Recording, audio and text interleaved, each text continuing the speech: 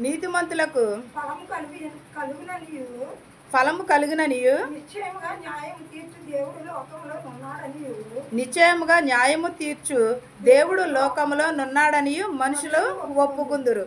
ఎలాగ మనము ఉన్నామో నీతిమంతులకు ఫలము కలుగునని దేవుడు ముందే చెప్పిన నీతిని అనుసరించి నడుచుకునేవారు వర్ధిల్లుదురు అని చెప్పాడు.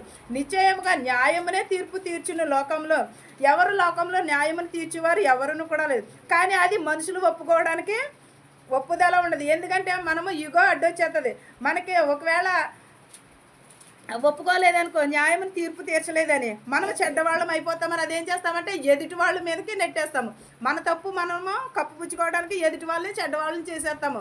మనం ఎప్పుడూ కూడా ఏం చేయాలి, మనం ఎప్పుడైతే ఇక్కడ నీతిని న్యాయాన్ని అనుసరించి నడుచుకుంటామో అప్పుడు దేవుని రాజ్యంలోకి మనకి ప్రవేశం ఉంటుంది. మనము భక్తి లేకోకుండానే, నీతి లేకోకుండా, న్యాయం లేకోకుండా, ధర్మశాస్త్రమును అనుసరించుకోకుండా, బైబిల్లో ఉన్న ఆజ్ఞలను పాటించుకోకుండా ప్రభువా అని పిలిచేసినంతరాన్ని మనం పరలోక రాజ్యము చేరము. మన హృదయం మారాలి, ముందు మన మనస్సు మారాలి, మన ప్రవర్తన మారాలి. దానిని బట్టి దేవుడు మనకి తీర్పు తీరుస్తాడు. కానీ అది మనం ఒప్పుకుంటే మనకి మన చిన్న చూపు చూసేస్తారు. కానీ వాళ్ళ మీద మనమే పైన ఉండాలని అనుకుంటాం. కానీ అది కాదు. మనుషుల పైన ఉండొచ్చేమో, కానీ దేవుని ఎదుట మనం అందరము కూడా సమానమే. ప్రతి ఒక్కరూ కూడా సమానమే. ప్రభు అని పిలిచేవారు కాదు.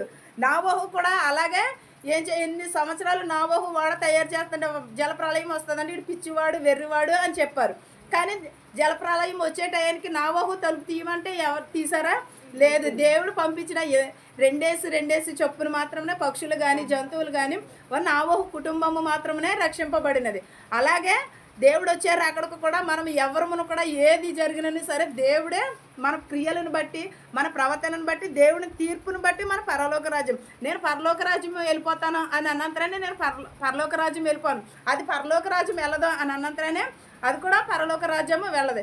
ఎవరైతే దేవుడు మనం చిన్నప్పటి నుంచి కూడా దేవుడు ఒక లెక్క ఉంటుంది. ఆ లెక్కను బట్టి దేవుడు పరలోక రాజ్యంలో తీర్పు ఉంటుంది. ఆ తీర్పులో చేరిన వారు మాత్రమే పరలోక రాజ్యము ప్రవేశిస్తారు. కానీ మనం ఏం చేస్తామంటే నిశ్చయముగా న్యాయము తీర్చు దేవుడు లోకంలో ఉన్నాడని మనుషులు ఒప్పుకోవాలి. న్యాయం తీర్చేవాడు ఎవడు? ఒక్క దేవుడు మాత్రమే న్యాయం తీరుస్తాడు. మనుషులు ఏమాత్రమును కూడా న్యాయమును తీర్చరు.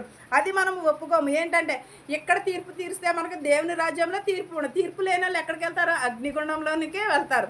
మన తీర్పు ఇక్కడ మనం తీర్చామనుకో పరలోక రాజ్యంలో మనకి తీర్పు ఉండదు. అందుకనే మనం తీర్పు జోలికి మనము వెళ్ళకూడదు.